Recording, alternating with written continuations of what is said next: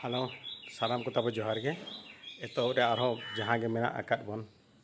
अब आदिम जाति को ओडिशा झारखंड बिहार बेंगल धरती पुना जहाँ करे बन थाहे को सानाम आदिम जाति को ठेन इना लासाणेन को जोहार चाल किया साथे मारंगबुरु जाहेर ठेन आर नेहरों कना सानाम को जेमन नापाय बुद्धि चिकन नायते नापाय किन रेगे किन दोका बना मेनते कटिंग को जोहार कना साथे मा तबे खान तेहन आरो मांग भिडियो को लेकर तेहन मिट्टी अपडेट अगू तब मांग मा इहब के नायके पर जगो नित जगमजी जगमजी रोल अब सोसाइटी लगी चेक मेना सोसाइटी चेक मेना आज रोल ताई चेक माने एतब यार मेता तब जास्ती एक्सपीरियंस बांग जहाँ तीन एक्सपीरियंस मेना इन जहाँ तीन इन माने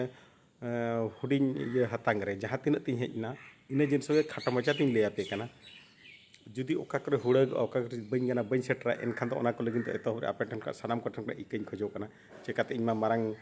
पुरुधुल बांग चे माना सावता सुसरी बांग इन जस्ट मिट्टी भिडियो माध्यम इन तापे मांग कर मेना पे मिट्टी अवेयरनेस अब भोज दिसम अलग लगिन जहाँ बन अब मिशन में भिजन जहाँ बन दोहा भोज दिसम अलग मेनते लगिन मिट्टी मांग कर अवेयरनेस मिट्टी मांग जरूरी अब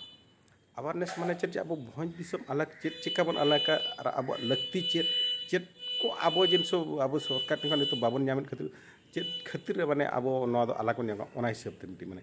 जहाँ चे अब सोसाइटी दो मिट्टी अब सोसाइटी मिट्टी जेहेतु माने अब मूल लक्ष्य दो चेना सोसाइटी रे अब जहाँ चे सरकार सोसाइटी रे अब आरीचाली अब रायरीत अब जहाँ चे परम्परा संस्कृति चेक बै एक्सेप्ट खातिर तेगे से अब भोज दिसम अलग बन नाम कना माने अब आदिम जातिया तो अब बन बै चाबा माने आपको छतिक पाटका तेगे अब को गासर को छतिक पाटका के अब ग्रहण पे मेनते को बता अने जिनस बाबन कुसिया खान तेगे से तेज अब भोज दिसम अलग बन नाम कना जी बाबन कुसिया अब चेक कना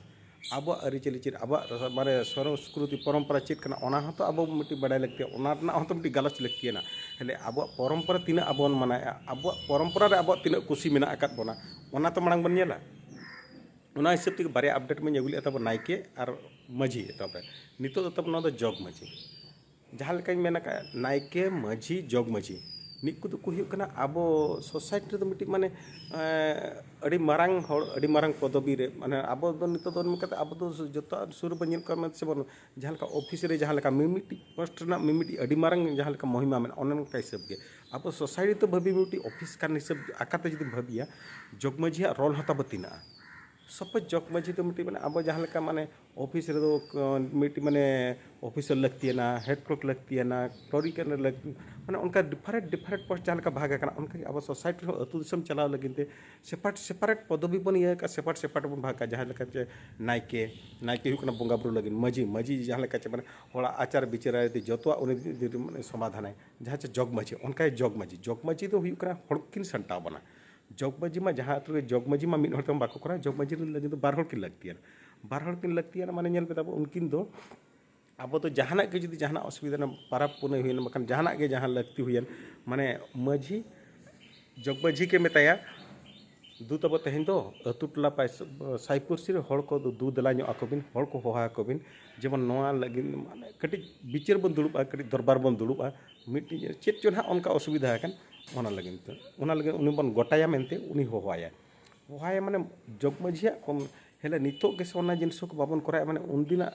उनदिना आचार विचार रे उनदिना दुपुड़ उन चेहरा गपालमाराव को ताहिया जहाँ चे माने उनका राहा आड़ांगाते उन चेहरा बुझे एतहब रे उन चेहरा बुझे माने मुचाद उन चेहरा कुली को तहनो ओना मा नितो माने हाँ बाबन इयर का हाँ मासे बन सोझे गद का जहाँ के मतलब सोझे ते चलू उन्हें ओना मेनते से नितो माने अब सोसाइटी रे चेन उन बाबन ठिका दाड़ा चेक करना जिनस सोसाइटी दो हेले ओनका जिनस को जहाँ आदोग कान जिनस के नितो अब दो लगती जेहेतु भोज दिसम अलग सनायत बना माने अब आदोग कान जिनस के नितो अब दोड़ा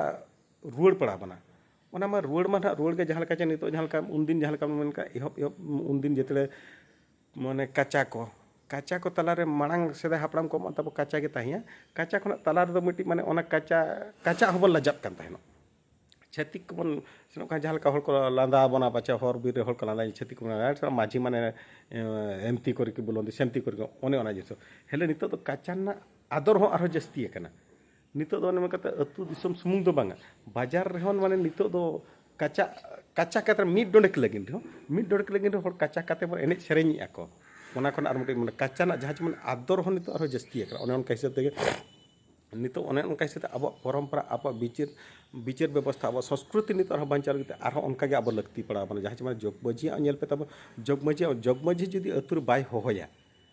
मिट्टी दुपुड़ुब लगिन जुदी बांग आए उनी मेन आज माझी माता निजे मा अतु अतु ओड़ा सेन कते बाय होआ बना जोग माझी तो अतु हरहते हो माने होहोया मर देला बन तेन ओंडे आखड़ा बन दुड़ुब मर देला बन जहाँ चमटी माने आबो तो नंकाते हम जाना ये लगिनो माने हुड़ू को इर चाबायन पर जेते बड़े डरी एर अब उन जम डरी बन आड़ा गिरी का एर ना माने हुड़ू को ओमन का ओना बेड़ा ओना हो डरी कड़ा बन गुपी कुमा मेनते जे ओना लगिन ते आज लैया बनाय माने चेतना बनाय जेमन नितो डरी करा गुपी को नितो तो खेता को कृषिया को तो ओमनेना जेमन आलो बने का हेले उनदिन जहां लका जुदी सपच बाबा बिचार व्यवस्था रे मिट्टी माने हुड़ू को ओमन ना इमान ओना पर जुदी डरी कड़ा मेरम जुदी बाय गुपी कोआ उनी तो तायनम जुदी कोई डरी कड़ा कना उनी हो माने जहां तिने के डांडो में कान तायना अपन माने आज मिट्टी माने पनिशमेंट आकर ये रे हो अखाड़ा रे दुलुप करता ले माने तिना चेहरा इनखान अब संस्कृति है जल पे माने अब जतो हड़ा माने जतो जिनसो बांचा लगिन जतो सामूहिक बाबत तिना चेहरा बन गोलाटे तायना सामूहिक तेगे मिन हण समूह ते बांगा हेले नितो ओना जिनसो को के चदा बन नितो मा ओना जिनसो को बन प्राय उनी मिलकर जहां तिना तब दरद हिजू कना दरद तो बढ़े ते बन दरद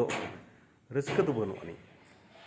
रस्क तो बनो उनी तब जहां माने ओना जिनसो रे अब माने रस्क ते तो बाबन ग्रहणया मिड मिट्टी माने बाध्य बाधा कथा हिसाब ते हुयु कान लेका बुझा पारे चेक लेका बाध्य बाधा कथा मेना जहां माने अतु दिसम ना अब न अब आचार विचार हम बाबन कुसिया कना अब न माने विचार व्यवस्था तब बाबन कुसिया कना जहां माने जहाना गे अब माने जे जहां कुसी चाबायना ओना चिकन मेना मेन इन तब जेमन नुकु दो अब दो उचित जहाँ तीन माने अब जेहेतु नुकु दरमा मा बनु अनि मान निस्वार्थ परोबार जहाँ मान निजरा चेत स्वार्थ बांग ताहे कते अब लगिन ते को छुटप कना अब लगिन ते को कमिया ओना लगिन ते आपठनी निहत जेमन मजी नायके जगमजी नुकु दो तब सम्मान बन एमा को नुकु दो मिट्टी माने अब सोसाइटी अडी मारंग हर कना को अडी अडी माने मनन जगन हर कना को जेमन उनको सम्मान बन एमा को मा ओना लगिन तेगे नो भिडियो कराव का जेमन ओका करे जुदी आरो जुदी लई लईते बांगी सेटर दाड़िया कना एनखान मा इना माना ओना को मा पाले पे सोझे गया तब सोझे का पे बाड़े आदि बांग पे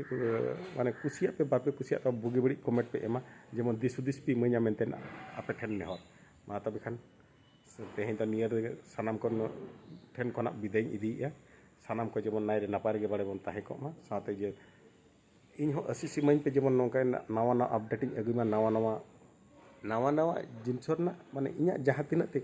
माने खाटो मचाते हुडिंग बह आतांग ते जहाँ तीना तीन हिजू कना ओना को जेमन आरो नौका लई सदर आपे मामिते आप ठन खना बिदाय इदिया।